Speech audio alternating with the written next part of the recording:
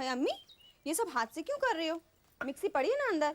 है तो पड़ी रहने दे, तकलीफ क्या है तुझे? हेलो, जब उन्हें पता चलेगा ना कि यहाँ सामान खरीद खरीद कर छोड़ जाते हैं और आप हैं कि उन्हें हाथ तक नहीं लगाती हैं, तब देखना क्या नाराज होते हैं। ए मिस्की टिस्की परे रखो, जोर डालो उसमें उसका बुरा हाल कर देती है, शोर करती है सो अलग। भाई हमारे तो हाथ ही ठीक हैं। आपके जो जी में आई करो। सो तो है, ये सब चीजें संभाल के रखना, बाद में काम आएंगी। क्यों? भाई हमारी उम्र तो निकल गई सिलबट्टा चलाते, ये सब नुसरत की शादी में काम आएंगी। और सुनो अम्मा, जुबा जुबा 1.5 साल की तो हुई नहीं, कब चलना सीखेगी, कब ब्याह होगा और कब ये सामान लेके जाएगी। बस अब ज्यादा दांत मत दिखाओ तुम। अरे बेटा सईदा, सुनो, फिरोज स्कूल से आता ही होगा। जैसे ही वो स्कूल से आए उसे बाजार भिजवा देना। अनवर जरी का माल लेने गया हुआ है। आज फिर बाजार क्यों भेजा उसे? भाई हल्की सिलाई हमसे नहीं होती। देखो बेटा, माल ज्यादा होगा इसलिए फिरोज के स्कूल से आते ही उसे भिजवा देना। मैं आता हूँ अभी। बच्चे के इम्तिहान चल रहे हैं, ये नहीं कि घर में बैठे उसे पढ़ाएं। जहाँ जाना है बाद में चले जाना। भाई अनवर से कह दो, वो पढ़ा देगा उसे। और वैसे भी आजकल मुझसे ज्यादा वो अनवर की सुनता है। कहाँ जा रहे हो? आता हूँ आपा, कितनी बार कहा है कि पीछे से मत टोका करो।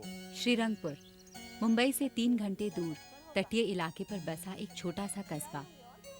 यहीं इकबाल हसन अपने परिवार के साथ रहते थे। पेशे से जरी के कारीगर थे, लेकिन पिछले कुछ सालों से काम थोड़ा मंदा चल रहा था।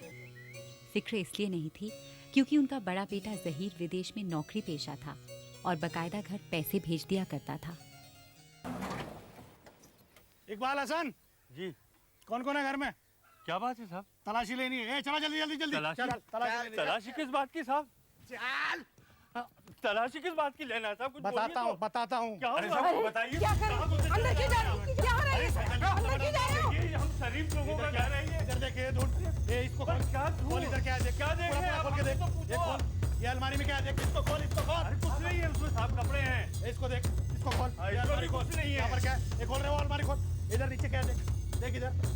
अरे ये क्या कर रहे हैं आप? क्या बकवास मत कर, मारूंगा एक। नहीं पर चल दो जल्दी दो। अरे ये क्या कर रही है? क्या कर रही है आप? किसी के घर में भी घुस के आप कुछ नहीं कर सकती। अरे इसमें हमारे जेवरात में क्या कर रही हैं आप?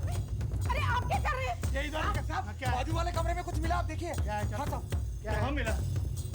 क्या मिल गया? क्या है ये क्या है? ये सिलाई की मशीन में लगता है साहब। रामखोरी, ये क्या है? मैं पूछ रहा हूँ, इसको देख के बताइए क्या है? के बारे में बोल रहा हूँ साहब, ये सिलाई की मशीन में लगता है। हमारे बड़े बेटे ने उसको ऐसे ही रख दिया था।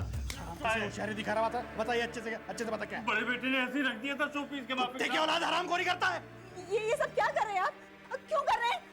वारंट दिखाइए, दिखाइए अपना वारंट। वारंट दिखाओ तेरे को।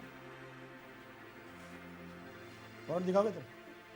दिखाओ तेरे को वारंट। क्या दिखाओ? क्या वारंट?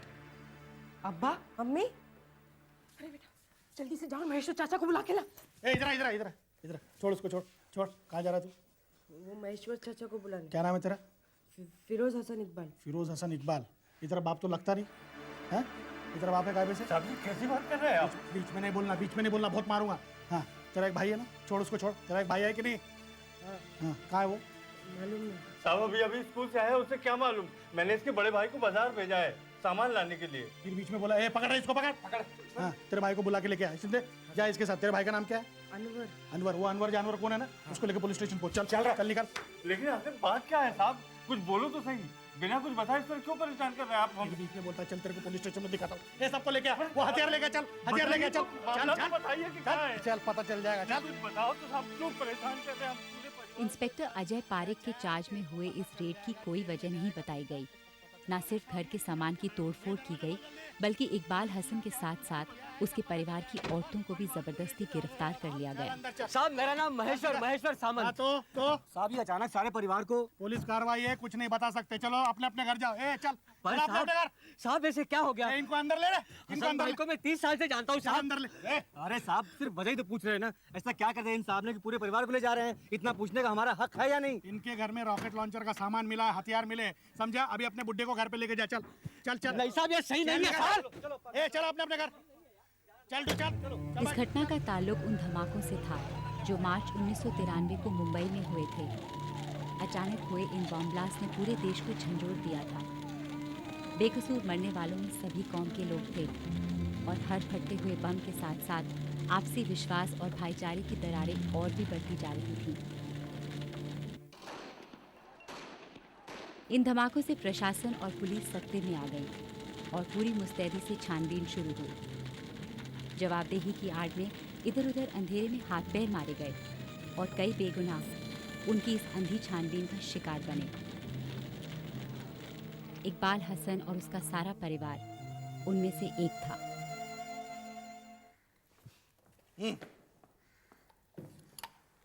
ये सजावट की चीज है क्या रे? नहीं साहब, ये कपड़ा बुनने की मशीन में लगता है हुजूर। हमने इसे ऐसे ही सामने रख दिया था। ज्यादा अड़ीबाजी मत कर। नहीं, अगर तू अड़ियल है तो मैं डबल अड़ियल लूं। नहीं हुजूर, फटाफट मैं सच बोल रहा हूँ हुजूर। फटाफट बोल जल्दी। मैं सच बोल रहा हूँ हुजूर। ये लक्ष्मी वो बच्चे को चुप करा, गला दबा उसका। मैं चुप कराती हूँ ना। हुजूर ये कहाँ की पुलिस है भी जो लगता औरतों को है। इतना लक्ष्मी वो बुढ़िया को चुप करा। चुप करो, जबरदस्ती पकड़ के ले आए हमें। चल उठ, उठ यहाँ से उठ। हुजूर मेरे पे यकीन कीजिए हुजूर। मुंबई के सांप्रदायिक दंगों के बाद पूरे महाराष्ट्र में तनाव का माहौल था। इस छापे से करीब 15 दिन पहले हुए एक बम विस्फोट ने पूरे श्रीरंगपुर को दहशत में ले लिया था। पुलिस ने कड़ी छानबीन की और कई लोगों को गिरफ्तार किया। चूंकि असला और हथियार रखने के जुर्म में गिरफ्तार सभी लोग किसी खास संप्रदाय के थे, इसलिए पुलिस ने खुद पर यकीन रखते हुए अपना रुख और भी कड़ा कर लिया था। सिलाई करके अपना पेट पालता हूँ हुजूर। आप किसी से भी पूछ सकते हैं मालिक। और वो मैंने अपनी आंखों से तेरे घर में देखा, उसका क्या? नहीं हुजूर, आप मेरा यकीन कीजिए। साथ में जबान चलाता है। मैं बात कर रहा हूँ ना, मैं बात कर रहा हूँ ना, बीच में नहीं बोलना। साहब यकीन कीजिए, यकीन कीजिए, तेरा यकीन कीजिए। साला तुम लोगों पे जिसने यकीन किया जिंदगी भर रोया है। ए उठ, इधर आ, इधर आ, इधर आ, इधर आ। वो दूसरा वाला लेके आ, दूसरा वाला दिखा इसको। पता चलने दे सालों को सबको। हुजूर मैं खुदा कसम कह रहा हूँ। चुप मारो हम। आप मेरा यकीन नहीं कर रहे। झूठ बोलता है। तुमको क्या लगता है? हैं? बना दोगे हमको? पागल है क्या हम?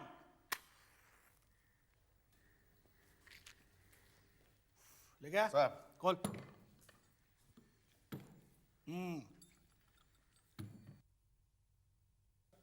ये देखो, ये हमको रेड में समुद्र के पास मिला और ये तुम्हारे घर में मिला है ना, एक जैसा ही। क्या रे शाने, ये देख, ये रेड में समुद्र के पास मिला हमको, ऐसा ही तेरे घर में भी मिला और उन लोगों से मिला जो हथियार सप्लाई करते हैं, समझा? नहीं हुजूर, ये भी वही है। कपड़ा बुनने की मशीन में लगता है हुजूर। सच बोलता है? बिल्कुल सच बोलता हूँ हुजूर। हैं? सच बोलता है? जी। ये रॉकेट लॉन्चर पे फिट नहीं होता? सब ये मुझे नहीं मालूम। मैं क्या लगता हूँ तेरे को? नहीं हुजूर, सच सच बता। मैं सच बोल रहा हूँ मालिक। मेरी तरफ देख, ये देख, मेरी तरफ देख। हैं? बेवकूफ हूँ मैं? मेरे को समझ में नहीं आता कौन सी चीज सिलाई मशीन में लगती है और कौन सी चीज हथियार में लगती है? बोल। नहीं हुजूर, मैं बोल, देख रहे, इसको देख और बताइए क्या है। हुजूर में बताइए क्या है? हुजूर में खुदा का बताइए क्या है? बताइए क्या है? बता। हाँ, ये देख, मैं तेरे को दिखाता हूँ। छोड़ छोड़, ये देख, ये ऐसा फिट होता है, ऐसा रॉकेट लॉन्चर में बैठता है और ये ऐसा चलता है, समझा? अभी बताइए माल कहाँ से सप्लाई होता है? बता। हुजूर मैं सच बोल रहा हूँ। आप बताइए माल कहाँ से सप्लाई होता है? बताइए माल कहाँ से सप्लाई होता है? बताइए माल कहाँ से सप्लाई होता है? बता बता बता। यही सवाल इकबाल हसन से अलग अलग तरीके से पूछे गए, मगर जो सच था वो वही दोहराता रहा। पारिक उस दलील को मानने को तैयार नहीं था। उसकी झुंझलाहट बढ़ती जा रही थी। नतीजा ये हुआ कि हसन पर लगातार जुल्म होते रहे और उसी के साथ शुरू हुआ सारे परिवार की मानसिक यातनाओं का सिलसिला।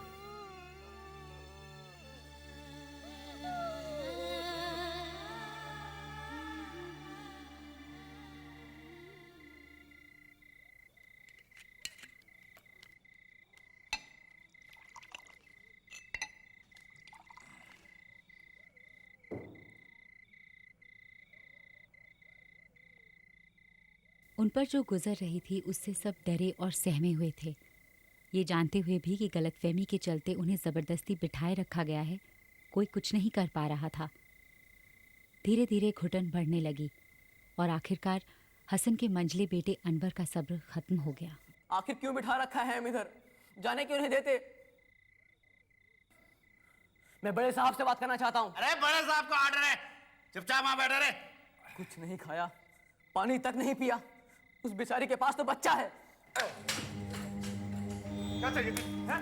क्या? सबको लॉकअप में बंद कर दूंगा, समझा ना? कितनी देर से चिल्ला रहा है? क्या चाहिए तुझे? बंद कर चिल्लाना, बंद कर चिल्लाना, बंद कर चिल्लाना, बंद कर। आया ना मजा बेटा, हुआ ना दर्द? अबे हम सब कुछ कर सकते हैं। अब एक और मजा। पी से, और बच्चे वाली पी से। नहीं नहीं पिएगी?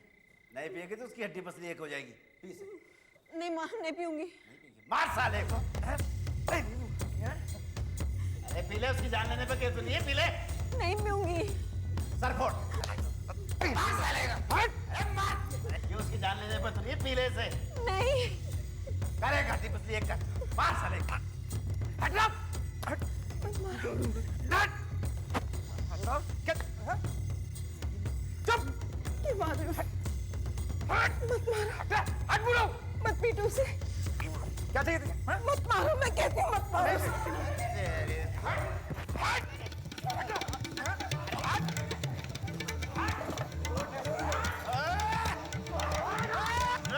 नहीं तो पिछाड़ो दूंगा इस बच्चे का।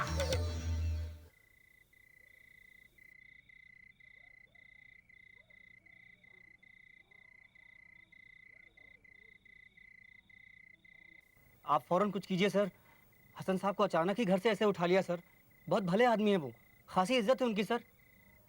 हाँ सर, मगर हेलो हेलो रख दिया। अप्पा, मामला ही कुछ ऐसा है, कोई भी अफसर हाथ डालना ही नहीं चाहता, पर उन्हें समझा तो सही। और क्या कर रहा था मैं, क्या कर रहा था मैं? 5 फोन किए बम्बई, सब तुम्हारे सामने ही तो है। बात सुनते ही सब बदलने लगते हैं, तो मैं क्या कहूँ? मतलब कुछ नहीं होगा, अब जो भी होगा अप्पा देखेंगे। पड़ोसी महेश्वर बाबू और उनके बेटे गोपाल सामंत की सारी कोशिशें नाकामयाब हो रही थीं। ये जानकर कि हसन इकबाल के घर से हथियार जैसी कोई चीज पुलिस के हाथ लगी है, कोई भी बीच में पड़ने से घबरा रहा था। यही वजह थी कि गिरफ्तारी के 24 घंटों के बाद भी हसन की मदद के लिए कोई भी आगे नहीं आया। हसन, अभी तो लॉकअप में बंद किया है, ज्यादा टाइम टाइम करेगा। छोड़ ना उन लोगों को साला, तू इधर आ। देखिए यार, एक बात बताऊं, एक आध भाई अपना भी दुबई में होना चाहिए यार। दुबई में नहीं, जॉर्डन। अरे बात दुबई हो या जॉर्डन एक ही है यार। इन लोगों का तो मामला साफ है साला। रहो इधर, खाओ इधर, बच्चा पैदा करो इधर, और काम करो साला उन लोगों का। काम गया तेल लेने, ये तो सब साला स्मगलिंग का बहाना है। ये सब वहीं से आता है, और वो भी जब पता चलेगा ना तब देखना। अब्बा, बाहर जाना है। चुप करके बैठ वहीं पे। साहब पहले भी आपने ऐसे ही कहा था, बच्चा है हुजूर। जो करना वही कर।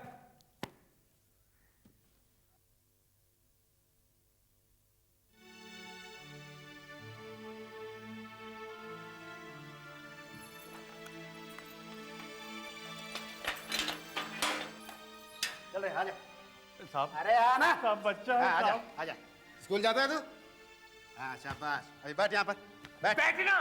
अरे कुर्सी पे जैसे बैठते हैं वैसे बैठना, ऐसे हाथ रख। हाँ देख, वो किताब देख रही है ना, जरा उसको पढ़ के सुना।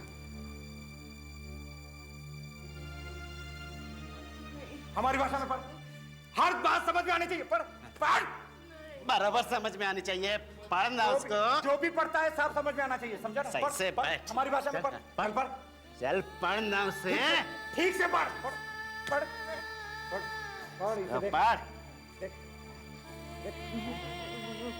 नहीं पढ़ेगा, नहीं पढ़ेगा, नहीं पढ़ेगा, पढ़ना। नहीं पढ़ेगा। ऐसे नहीं पढ़ेगा ये। पढ़ना। अरे उधर देख।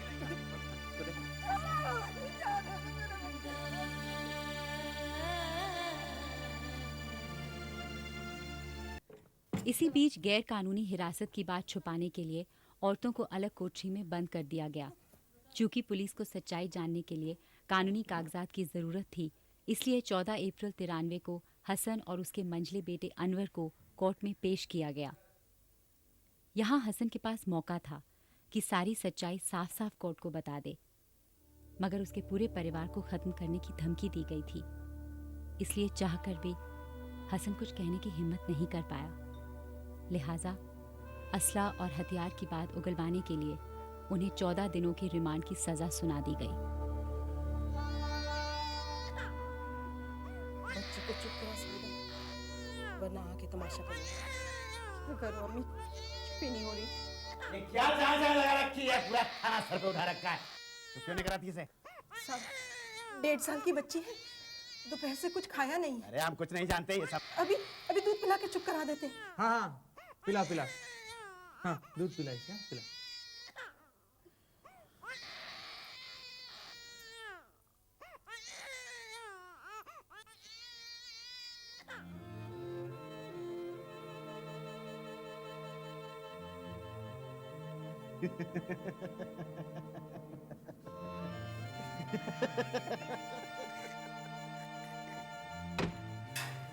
चल चल, 14 दिन का रिमांड मिला तेरे को।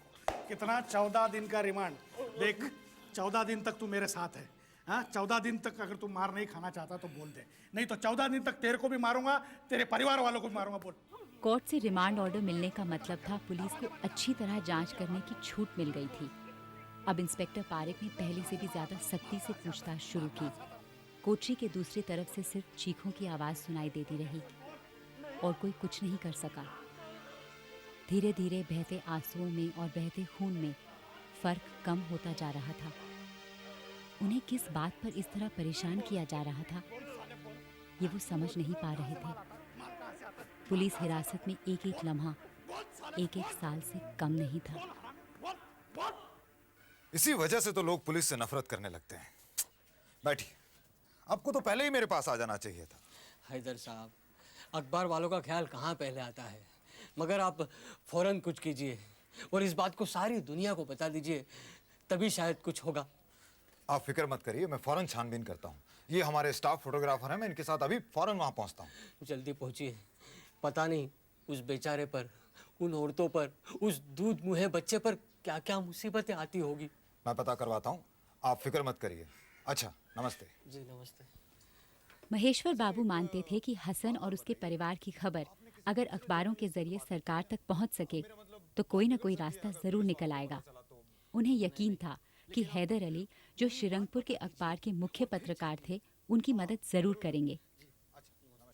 पर हैदर अली के दिमाग में कुछ और ही था। चलें? बिठा रखा है हमें, जाने क्यों नहीं देते? मैं चुप करके सो जा। कैसे चुप हो जाए? ये भी कोई भला बात हुई? मेरे घर वालों की क्या हालत कर दी है। अबे क्यों नींद आराम कर रहा है? सो जा चुपचाप से। नहीं सोऊंगा। क्यों सोऊंगा? बिल्कुल नहीं सोऊंगा, मुझे जाने दो। मेरे घर वालों जाने दे तुझे, ताकि घर जाके तू बम बना। जाने दो साला, जाने नहीं देंगे तुझे, यहीं पकड़ के रखेंगे। मार डालूंगा, एक एक को मार डालूंगा। मार डालेगा तू? मार डालेगा साला, पिंजड़े में बंद है और हमें मार डालेगा। बोल रहे हैं? मार डालेगा? कौन इसको मारने का? मार डालूंगा, एक एक को मार डालूंगा। नहीं साहब, गलती हो गई साहब, उसे माफ कर दो साहब। साहब माफ कर दो उसे। क्या बोला? गलती हो गई। मार डालेगा? मारेगा? साहब मत मारो उसे, वो वैसे बीमार रहता है। मारेगा आपको? मेरे को मारेगा? बोल साले, बोल मेरे को मारेगा? बोल बोल बोल। मेरे को मारेगा साले? बम बनाते हो साले, बम बनाते हो।